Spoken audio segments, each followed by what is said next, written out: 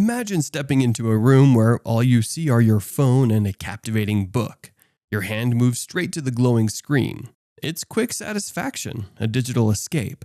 But what about the book? It holds stories of adventure and mystery, yet it's forgotten because the phone is more appealing. It's the old fight between books and screens, something we've all felt, with screens usually winning. Why? Because we love excitement, always seeking that feel-good boost from scrolling through social media. Think about all those hours lost on YouTube or TikTok. It's so strong that even the people who made these apps keep their kids away from them. They know how tempting the digital world can be.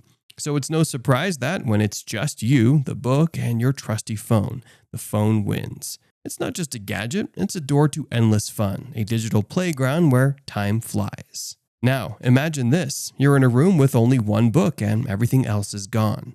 Without your usual fun stuff, you have to choose between sitting quietly for 8 hours or reading. It's a big challenge for most people. But when faced with this hard choice, even the scariest book or toughest assignment starts to seem easier.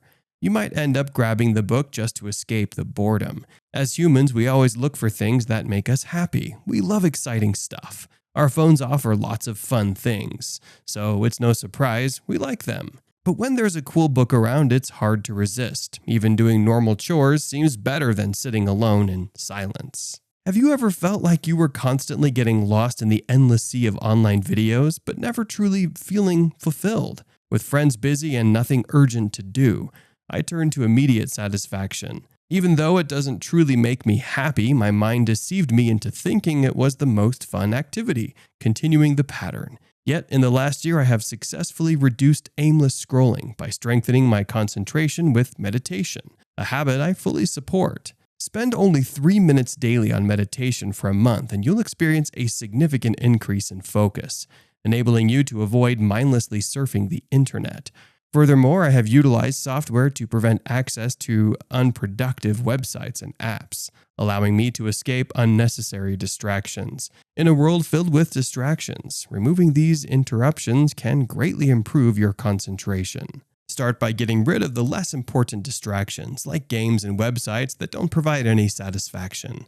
This will greatly simplify focusing on harder tasks. As your daily routine becomes less busy, even intimidating tasks become more attractive. It all comes down to the level of satisfaction you get. You may enjoy reading a book more than doing homework, and doing homework might be more enjoyable than meditating for hours.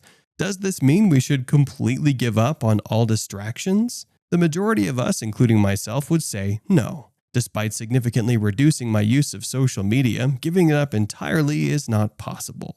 Certain distractions are more difficult to release than others. In my opinion, I've discovered it easier to quit playing video games than to stop using websites like YouTube or Reddit, which have content creators that I enjoy. Avoiding lengthy indulgence and instant gratification content is vital. Compile a list of tasks, including straightforward ones like organizing your space. When boredom strikes, refer to your list and select a task to complete. This method fosters momentum and makes tackling tougher tasks easier later on. Thank you for watching.